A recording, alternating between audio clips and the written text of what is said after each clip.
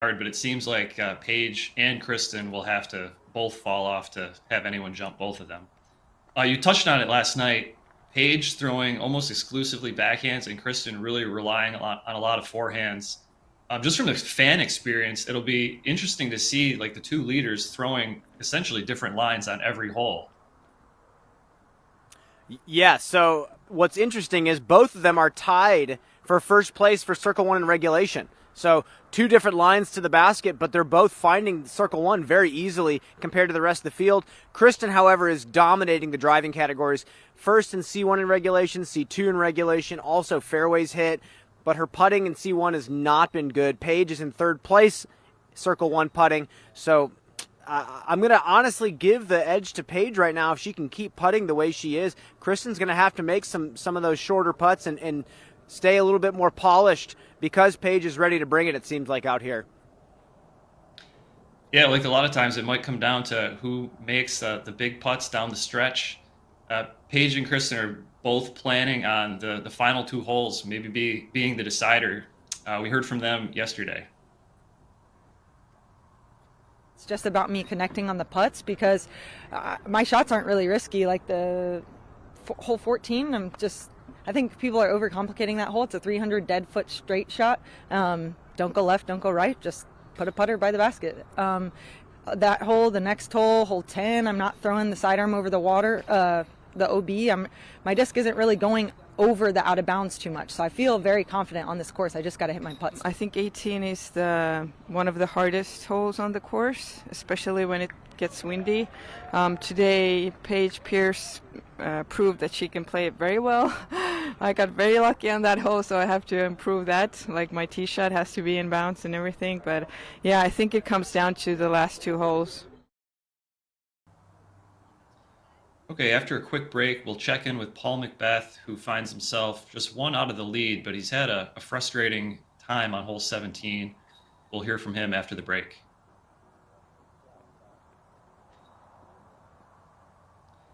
With its unique taste and texture, you can rest assured that Double G Craft Jerky will satisfy your craving for an amazing jerky experience every time. Every bag of Double G Jerky sold contributes to the Double G Children's Foundation, which helps support youth disc golf. Visit doublegjerky.com and use coupon code DGPT on your order and get a free 1 ounce bag of jerky. Why disc golf? It's the people. It's fun. It's being in nature. It's the lucky shots. It's the feeling. It's different. It's the challenge. It's the throws. So come out. Grab a disc. Or two. And let it fly with Lone Star Disc.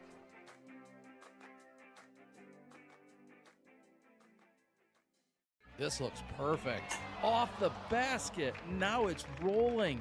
It's headed for the OB. This needs to sit. Oh my goodness. It's safe. Right on the line.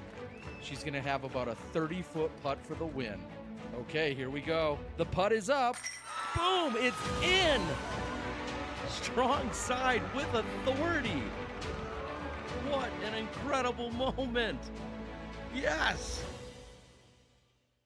What makes the Halal Guys so deliciously different? You might have heard of our famously long cart lines in NYC fans happily stand in. Today, with over 100 plus restaurants across the globe, we are your place to experience authentic American halal. Enjoy our delicious falafel, Euro sandwich, platters, and sides topped with our famously flavorful white and hot sauces. Order online today and taste how we make different so delicious. The Halal Guys, bringing something deliciously different to the table. I just think the plastic is very premium. It's a high quality material. The way the disc feels in my hand. I think it's the quality of plastic. It's unlike any other plastic that you'll find in the industry. The quality is better than any other company out there. Again, just consistent plastic. It's something I can consistently trust on every single throw. There's so many discs to choose from, and I guarantee if you tried every disc in the lineup, you're gonna wanna put multiple discs in your bag. It's extremely high quality. You can only say so much, they have to eventually just try it themselves and see.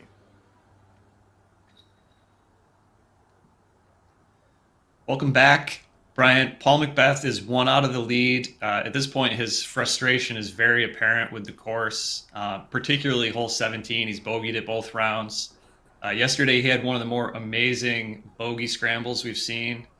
I guess, what do you expect from him going into the final few holes today? I mean, he's played 17 very differently the past couple days, and it really just seems like an old school par four. You can go putter and get the birdie. I mean, there's a lot of different ways to play it, but he's really trying to get creative to figure it out. And yeah, of course he doesn't like the hole. He's bogeyed it both days. I'm not saying that it's just pure deflection. If you look at it from a course design standpoint, I'm sure there's things that you could clean up. But it has me wondering, is all of this grievance that he's openly sharing him kind of showing a lapse in his mental fortitude, or is this just actual deflection trying to remain confident and press forward to take the victory? I'm not quite sure. We've kind of seen him do this multiple times, and sometimes it takes him to success, and sometimes it takes him away from success. So can't quite tell what his intentions are, but yeah, I mean, it's no surprise Paul McBeth does not like golf courses, and this is a guy that designs very wooded disc golf courses when he gets the chance to design. So I'm not surprised there, but there's a lot of players ready to play better than him today, and he better bring it. Yeah, it'll be interesting to see if he changes his strategy again on 17. Here is Paul last night talking about hole 17. They're throwing forehand rollers from 100 feet away, and supposedly, that's supposed to be our fairway, about 6 feet wide. So I'm just trying to take that out of play, and I just left it short, the putt off the tee. I kind of caught that one little twig tree, and you can't really slide it up there because there's still a lot of little tree trunks, I guess we can call them. Just a lot of things sticking out of the ground right there. So I need to carry it there, and 5 more feet, and I would have been right where I wanted. Throw a little hyzer up over the top, and hopefully get up there, circle 2, and maybe have a look, maybe get circle 1. But I just feel like that's the easiest way for me to get a 4. All right, after the break, we'll check in with the other half of our FPO lead card.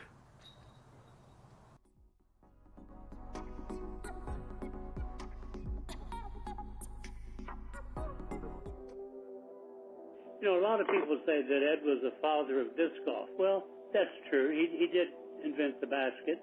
But Ed did another wonderful thing, probably his major accomplishment, was being the first person to realize that we had a sport on our hands, not just a toy.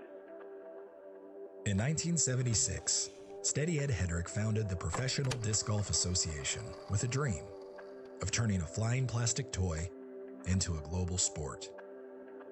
Since then, the PDGA, members, players, event directors, and volunteers have worked to realize that dream. From the very first baskets to courses around the world. And yet, it's only the beginning. We're looking to the horizon with even bigger dreams for tomorrow. Why disc golf? It's the people. It's fun. It's being in nature. It's the lucky shots. It's the feeling. It's different. It's the challenge. It's the throws. So come out. Grab a disc. Or 2. And let it fly with Lone Star Disc.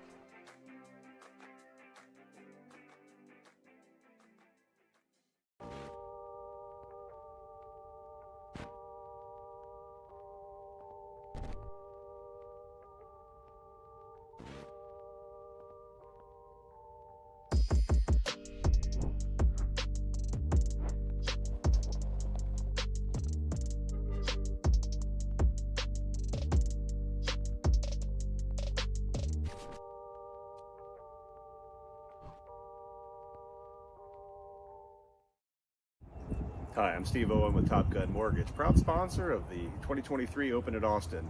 Top Gun Mortgage is a full-service lender handling all things residential and commercial. So give us a call, 512-879-3335 or topgunmortgage.com. Let's start a conversation. Welcome back to Tournament Central. I'm Dylan Reese. We've got Brian Earhart on the ground in Austin. Brian, Missy Gannon had one of the better C2 putting days that I can remember, even throwing in from outside C2 from the fairway. Really, the putting kept her in it. She's 5 behind Paige today. It's going to take another big performance today if she can make a move. I guess, do you think she's got that kind of putting performance in her today?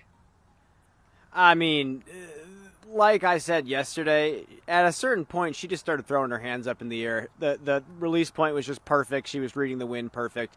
It was just one of those special days you'll remember all season.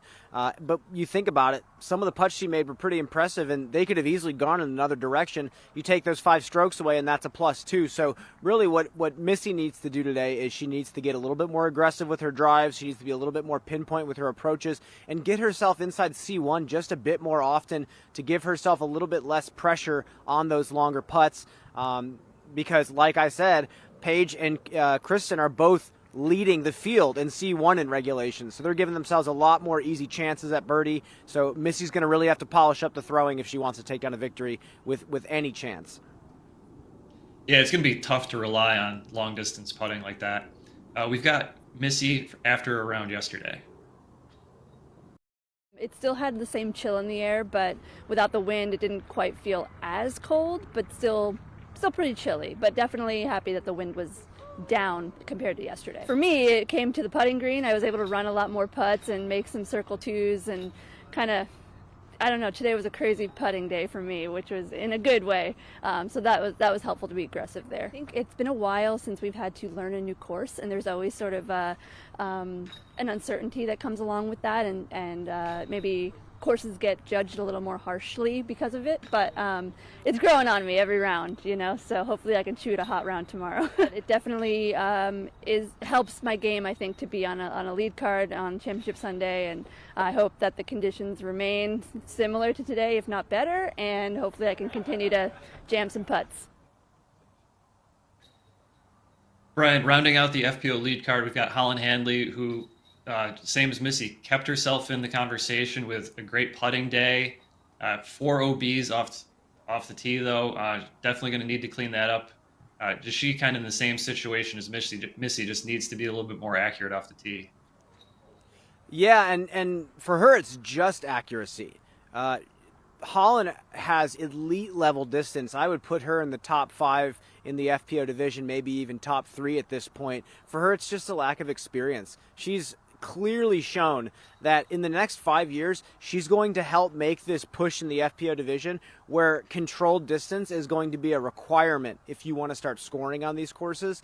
And if she can just continue to stay focused, continue to pick her spots wisely, and just choose equipment wisely as well. It's a couple things that I've seen from her is just some decision-making errors that really just comes from a lack of tournament experience. She hasn't even played close to what Paige or Kristen have played. So this is going to be great experience for her, and I hope she puts together another solid round.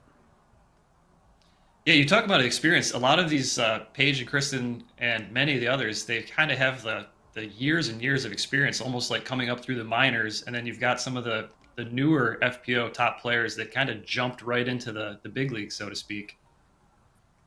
We'll take a quick break, and then we're going to check in with our MPO leaders, Eagle McMahon and Fino Makala.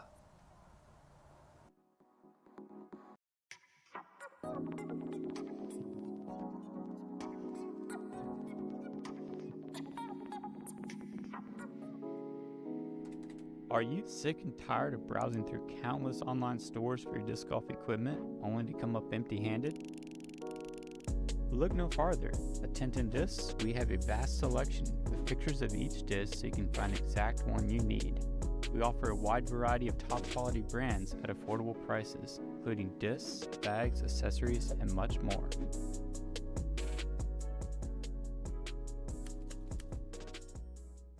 Hello, we're Kenna. We're a Dutch growing company. We love plants and we want to tell you some cool things about them. Just like humans, plants can communicate. They can sense when another plant is close. Plants look out for each other too.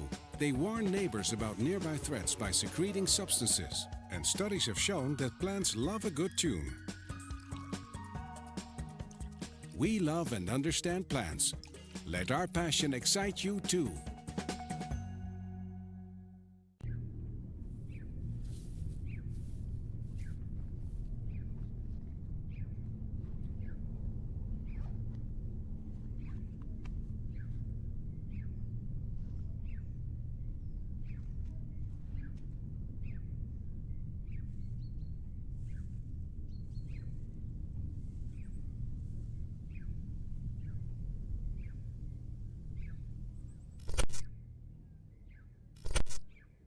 I think this golfing can improve our community in many ways.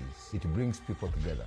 That maybe some of these kids who feel a little bit lost could find something like disc golf, find friends, find people to come together and play the sport. Encouraging people to work together, kids to know one another, love one another. A way for these kids to have a really fun thing to do together. I think that's what we need in the world, love one another and do life together.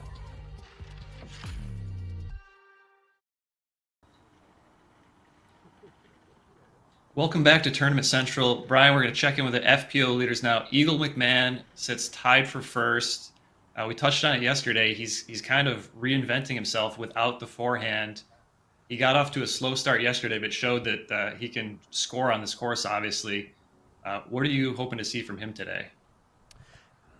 I have an open mind with Eagle McMahon this week. I think he's gone through a lot the past year and a half, and showed us that he still has the highest skill ceiling in the MPO division with his win last year at the European Open.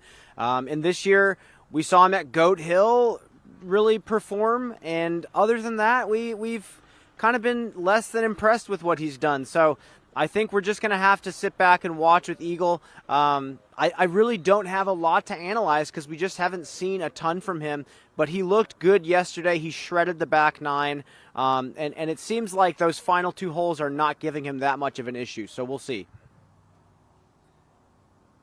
Talk about the mindset. He's obviously leading, but he's got so many players right behind him. He's really got to get off to a quick start to kind of stay in contention, don't you think? Yeah, no one is safe anymore, especially with how little separation there is at the top. And again, I said that the wind is up. It's barely up today. So anyone, even the players that can shape the disc for distance rather than just powering through the wind with speed, there's a lot of players that have the capabilities to shoot hot out here. So yes, the front nine is what a lot of people are going to have to really prioritize, because it looks like the back is what a lot of players are starting to string those long birdies together. So we'll just have to see. So tied with Eagle, we've got Vino Makala over from Europe. This is seemingly the biggest stage he's been on. He's done it in the European Tour. He looked calm yesterday, so I guess can he hold it together in this final round with kind of the biggest gallery that he's seen in the United States? So what I like about Vino this week, I already talked on, mentally how he is totally bought into the course. He knows what he signed up for. He knows he's playing a golf course, and he's just trying to figure it out like a puzzle. He's not leading any of the categories in statistics, but he's top 5 in quite a few of them. So his putting is obviously going great.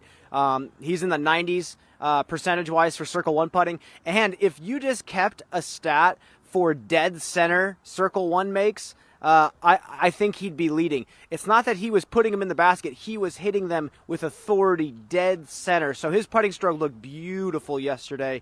And he's really looking like he's taking his time and staying focused. So I actually look for him to be the favorite today. He still has to prove himself at this level, but he's looking really solid. Yeah, that's an interesting point you make. There's definitely a difference in made putts versus ones that may catch a chain and still go in. The scorecard, they all look the same, but there's certainly a difference. We've also got Kohler Dahlin on our lead card. He shot the hot round yesterday by 3 strokes. He's only 1 back. He's shown us that he can put up a big number on this course. You talked about it last night. It's going to take a big number. Do you think he's got it in him again today? Yeah, so I actually talked to him yesterday. He was following the lead card after he finished, because he was on the 11th card when he shot that 12 down. He caught up with me in the gallery, and when I asked him about his round just casually, he spoke about this course in such detail. I don't know if that's how he sees every disc golf course, but he seems really tapped into this place. And he was walking through the different fairways and pointing out little bits and pieces of the course that clearly he's paying attention to. So, like I said, I don't know if he's like this every event, but he is locked and loaded from a focus standpoint, and it looks like he's really dialed in this week. He seems to really like his game plan out here. He knows what adjustments he wants to make, and he's still getting used to a new bag. He was mentioning to me that some of these mid-ranges he's throwing were going way farther than he was expecting, which is a pleasant thing to be surprised by. But I think Cole absolutely has the skill set as long as the long putts are going in for him. Obviously, a very young player. He's been on some big stages before. This certainly seems like his best chance at a big win. Talk about the pressure for such a new young player coming into the final round. It really depends, because for young players, they don't have as much heartbreak to go back on. They don't have as many negative emotions tied to not achieving what they want. So I think Cole is really just focused on what he wants. I think a lot of these young players, Gannon and Cole, I think are the two leading that teenager pack right now. They're not as scared as some of these veteran players that have fallen short and put all their heart and soul into something. So I think Cole really is going to attack today without a lot of pressure. I think he's going to be really excited to take first place down. Everything else doesn't really matter to him. That's a good point. You can almost see it in like really young players, like children, the way they putt. They've got no fear. They run everything, and they haven't really learned to have that fear yet. We're going to take a look at our FPO leaderboard real quick, and when we come back, we'll give you our final thoughts and then throw it over to the live coverage.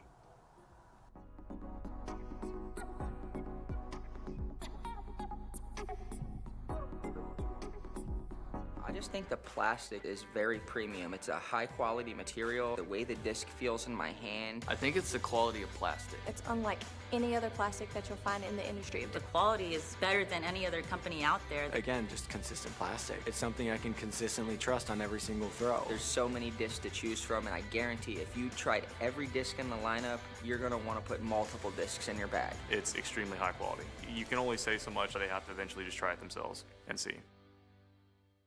Disc golf education is important because it prolongs the length of our sport and the popularity of our sport, and the most receiving of disc golf is children. So if we get that introduced to them young, they might grow up to be the next Paul McBeth or the next Paige Pierce, and we don't know it. Hammes needs to get something going. And in Adam Hammes, hole in one, incredible.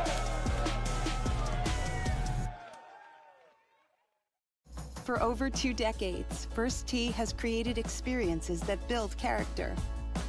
We believe every kid deserves to feel supported, safe to try something new, and to be prepared for what comes next. We develop their swing, but more importantly, their inner strength. Because we know what's inside doesn't just count, it changes the game. Come join us at First Tee.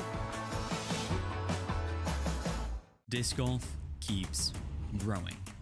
At the Power Disc Golf Academy, we believe in adding power to the player to level up their game. That's why Paul Ulibarri, a top 50 ranked player, is taking the past 18 years of teaching disc golf and boiling it down into lessons across every subject. From driving, to putting, to drills, to practice, to mental game, and much more, all to give you the power to grow as a player. Grow your game with the Power Disc Golf Academy. Welcome back to Tournament Central. We're just a few minutes away from our FPO leaders going out. Brian, someone we haven't really mentioned much lately, Katrina Allen shot the hot round yesterday, 6 down. She's a little bit off the pace at this point, but she's shown she can put up a good number. Is 6 down today going to put her in the mix, or is she going to need to pop off even bigger than that? I think she's going to have to pop off a little bit bigger than that, just because I think Kristen and Paige are going to shoot under today. The wind is still not that high, so I do think that Katrina, with the way she putts, has an opportunity to shoot really hot, just like she did yesterday. I think she can even do better than she did yesterday. But right now, she really put herself in a hole in round one, like a lot of players did. And just unfortunately, she didn't put that round together in round one. So, yeah, not really the day for Katrina. But again, she could put together double digits out here with the way that she's throwing the disc. And if she keeps making the putts and finding the side of the green that gives her a good wind, I think anything's possible. But very small chance, I think. Yeah, it'll be interesting to see if she can make a push. After seeing a couple rounds now on this new course, we've heard from a lot of players their thoughts on it. What are your thoughts after seeing everyone get 2 rounds under their belts on it?